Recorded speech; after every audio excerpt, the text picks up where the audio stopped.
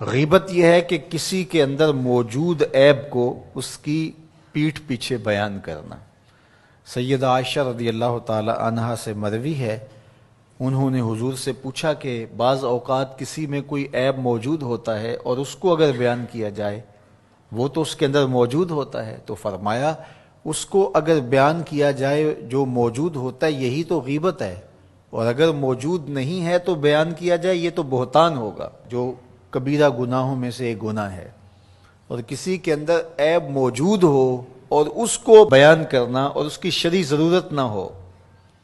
آپ کو عدالت میں گواہی دینے کی نوبت نہیں آئی ہے، کسی نے آپ سے نہیں پوچھا کہ میں فلاں کے بیٹے سے رشتہ کرنا چاہتا ہوں تو وہ کیسا ہے، تو یہ مجبوری ہو تو پھر تو بتانا پڑے گا کہ وہ نشے کا عادی ہے، تو اپنی بیٹی کو اس دلدل میں نہ پھینکیں، وہ ایک الگ بات ہے۔ کوئی ضرورت شرعی نہیں تھی، کوئی اخلاقی ضرورت نہیں تھی، تو اس کے بغیر کسی کے عیب کو چھالنا، لوگوں کو اس سے بدظن کرنا، اس سے نفرت دلانا اور خام خواہ اس کی آبرو ریزی کرنا، یہ سخت جرم ہے اور یہ کبیرہ گناہوں میں سے ایک بڑا گناہ ہے۔ اور یہ بات ذہن میں رکھیے گا کہ اگرچہ غیبت عام ہو گئی ہے اور عام ہونے کی وجہ سے اس کو عیب نہیں سمجھا جا رہا، تو اس کا یہ مطلب نہیں ہے کہ یہ عیب نہیں رہا، یہ پھر بھی عیب ہے اور اتنا بڑا گناہ ہے کہ فرمایا گیا الغیبت اشد من الزنا، غیبت بدکاری سے بھی بڑا گناہ ہے۔ اور پھر بدبختی معاشرتی قدروں کی پامالی یہ ہے کہ کسی کی بدخوئی کرنا یہ تو معمول زندگی لوگوں کا بن ہی گیا، لوگوں کی بیٹیوں کے تبصرے لوگوں کی مجلسوں میں آ جاتے ہیں۔ یہ کتنی بد نصیبی ہے کہ کسی کے گھر کی باتیں وہ 100% درست ہی کیوں نہ ہو، اس کی بیٹی کا تذکرہ، ماں بہن کی باتیں چوپالوں میں، بیٹھکوں میں، مجلسوں میں گونجتے ہوئے کہکہوں کی صورت کے اندر بیان ہوں، تو ذرا بتائیے کہ وہ معاشرہ کوئی معاشرہ ہے؟ آج میں اور آپ دیکھیں کہ ہم کہاں کھڑے ہیں۔ اور آقا کریم علیہ الصلوۃ والسلام کو یہ چیز دکھلائی گئی کہ تانبے کے ناخنوں سے اپنے چہرے کو نوچ رہے ہیں۔ اپنا معاشرہ تشدد اور افتراق کا شکار ہو کے رہ گیا ہے۔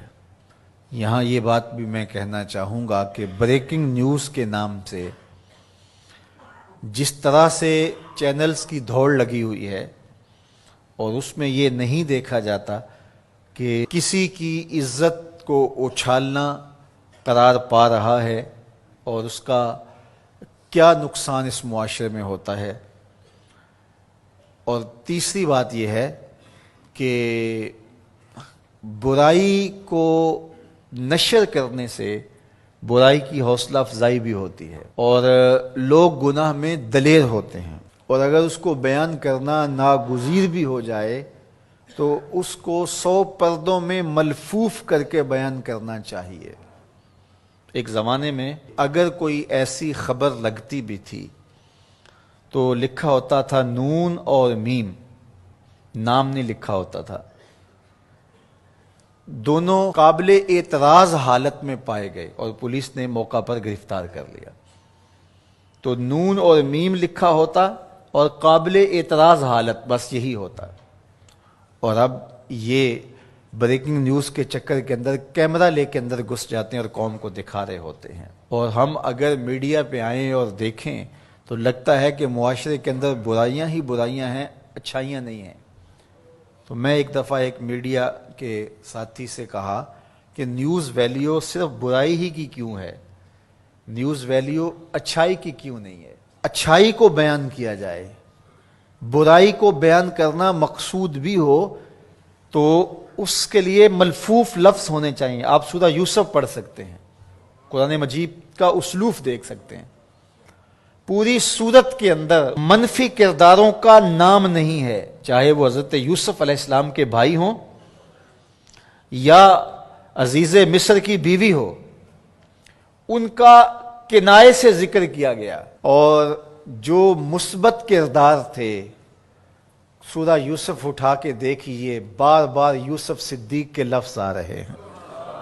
یوسف یوسف کی پکار آ رہی ہے، حضرت یعقوب کا ذکر آ رہا ہے۔ اللہ اکبر۔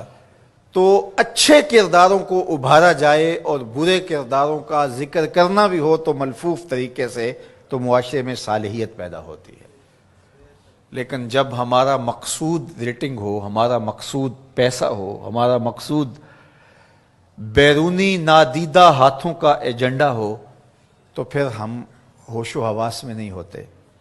پھر جو ہم سے کروایا جاتا ہے ہم وہی کر رہے ہوتے ہیں۔